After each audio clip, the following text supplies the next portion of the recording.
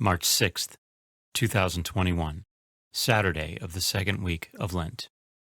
A reading from the book of the prophet Micah. Shepherd your people with your staff, the flock of your inheritance that dwells apart in a woodland in the midst of Carmel. Let them feed in Bashan and Gilead as in the days of old. As in the days when you came from the land of Egypt, show us wonderful signs. Who is there like you, the God who removes guilt and pardons sin for the remnant of his inheritance, who does not persist in anger forever, but delights rather in clemency, and will again have compassion on us, treading underfoot our guilt? You will cast into the depths of the sea all our sins. You will show faithfulness to Jacob and grace to Abraham, as you have sworn to our fathers from days of old. The word of the Lord. The response is, "The Lord is kind and merciful." Bless the Lord, O my soul, and all my being, bless his holy name. Bless the Lord, O my soul, and forget not all his benefits. The Lord is kind and merciful.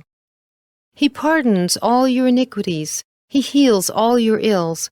He redeems your life from destruction. He crowns you with kindness and compassion. The Lord is kind and merciful.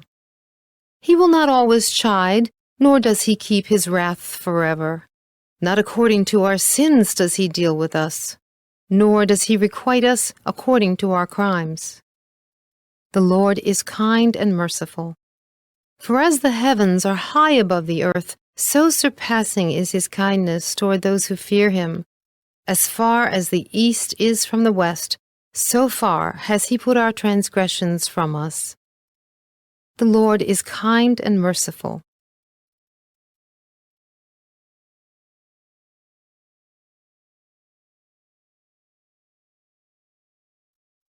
A reading from the Holy Gospel according to Luke. Tax collectors and sinners were all drawing near to listen to Jesus, but the Pharisees and scribes began to complain, saying, "This man welcomes sinners and eats with them." So to them Jesus addressed this parable. A man had 2 sons, and the younger son said to his father, "Father, give me the share of your estate that should come to me." So the father divided the property between them. After a few days, the younger son collected all his belongings and set off to a distant country, where he squandered his inheritance on a life of dissipation. When he had freely spent everything, a severe famine struck that country, and he found himself in dire need. So he hired himself out to one of the local citizens, who sent him to his farm to tend the swine. And he longed to eat his fill of the pods on which the swine fed, but nobody gave him any. Coming to his senses, he thought, "How many of my father's hired workers have more than enough food to eat, but here am I, dying from hunger. I shall get up and go to my father, and I shall say to him, 'Father, I have sinned against heaven and against you. I no longer deserve to be called your son.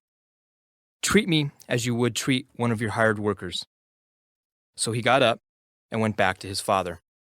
While he was still a long way off, his father caught sight of him and was filled with compassion. He ran to his son, embraced him, and kissed him.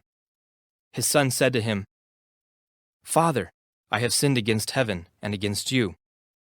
I no longer deserve to be called your son.' But his father ordered his servants, 'Quickly, bring the finest robe and put it on him. Put a ring on his finger and sandals on his feet. Take the fattened calf and slaughter it. Then let us celebrate with a feast, because this son of mine was dead and has come to life again. He was lost and has been found.' Then the celebration began. Now the older son had been out in the field, and, on his way back, as he neared the house, he heard the sound of music and dancing. He called one of the servants and asked what this might mean. The servant said to him, 'Your brother has returned, and your father has slaughtered the fattened calf, because he has him back safe and sound." He became angry, and when he refused to enter the house, his father came out and pleaded with him. He said to his father in reply, "Look, all these years I served you, and not once did I disobey your orders.